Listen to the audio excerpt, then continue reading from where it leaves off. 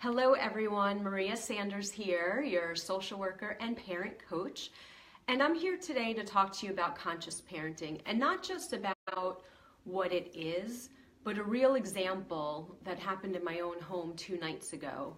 And I think this example is important because conscious parenting is a difficult topic.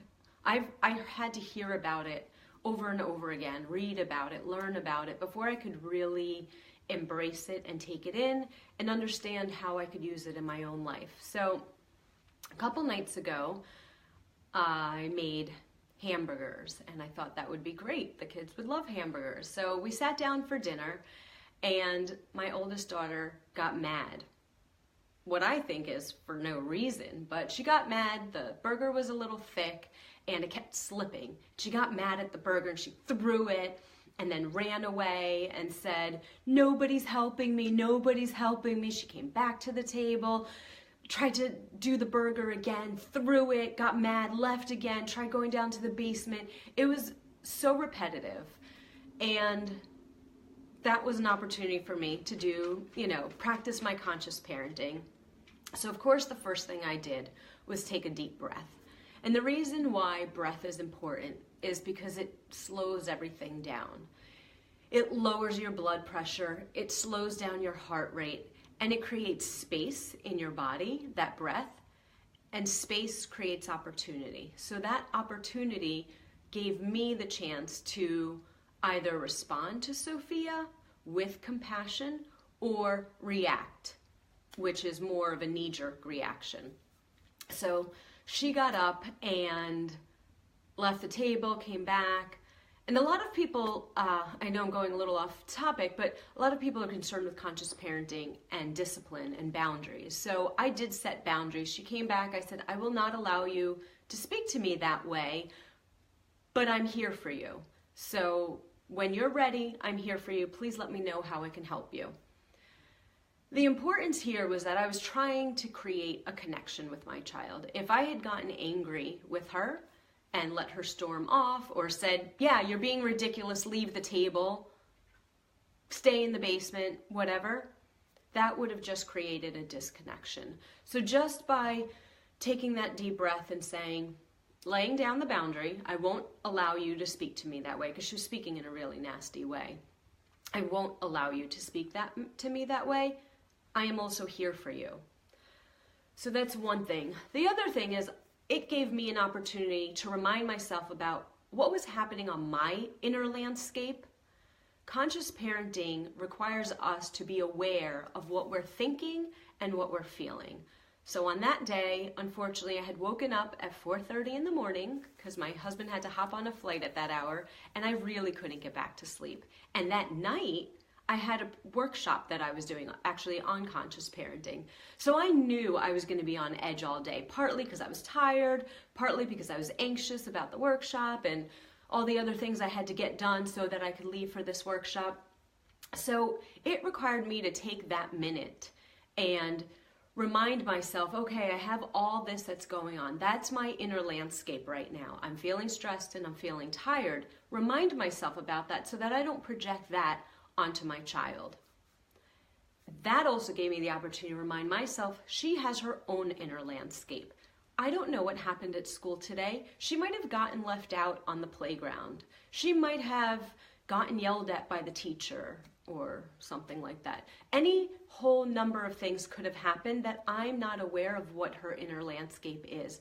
And because she's only 6, she doesn't have the vocabulary or the wherewithal the way we do as adults, and not that we even do. There are times I say things that later I'm like, "Oh, whoops, I was really angry. I shouldn't have said it that way." Our kids do the same thing. So not that we're allowing it, not that it's okay, but we're accepting it. Accepting the situation for what it is. She's upset, she's angry, I don't know what it is, but I want that connection to stay. So I work with her to make sure she knows I'm here, the boundary is set, and I'm also honoring that she's a human being, she had experiences today, and what those experiences might have been to lead her to have this moment at the dinner table. The exchange happened a few times where she got angry, left the table, came back, I laid the boundary and offered the support. got angry again, left. Finally, I just stayed quiet. I had already said what I needed to say, and then I just stayed quiet and I let her rant. And that's a difficult thing to do, to hear your child just going and complaining and, all of that. But the point was, I didn't need to say anything anymore. Silence is golden. You've heard that. It kept me in a place that I don't need to respond. I don't need to react. I already responded. I can stay calm, try to focus on my meal. Next thing you know, and I'm not kidding, she bounced back. And it was like nothing ever happened. It was really bizarre, but that's what happens. They go off on these temper tantrums, and we need to be there for support, not to create more of a disconnection. When our child is having a temper tantrum, it's telling us that something is going on, and we need to figure out what that is. In that moment, I couldn't figure out what it was because she was in the middle of this temper tantrum. But the next day, we reviewed it and we repaired it. And that's the big thing. It's not like I quote unquote allowed what happened to happen. I allowed it to happen in that moment because there was nothing I could do to change the trajectory of where it was going. I could have only made it worse. So I let it be, offered that connection, and the next day we reviewed it and repaired it. And the way we reviewed it is say, hey, remember what happened last night? We talked about it. And I explained to her, I don't like being spoken to that way. I understand you were frustrated and blah, blah, blah. And we talked about what she might have been feeling that day, what happened at school. It was hard for her to articulate that, but just giving her that opportunity to voice her thoughts and her opinions and reflect on what happened and what her behavior was and offer her some alternatives like, hey, next time you're angry about your burger or whatever it is you think you might be angry about, these are some things you could do. And it's not going to change overnight. It's that repetitive modeling of behavior that I'm offering to her that over time she'll learn that when she gets frustrated that's not the way to talk to someone or get your needs met. But it takes time.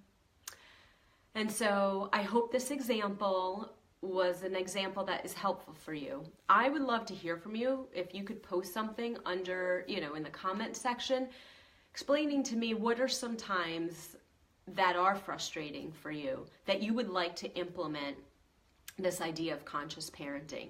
If I get a few of those, I can answer your question on one of my next videos.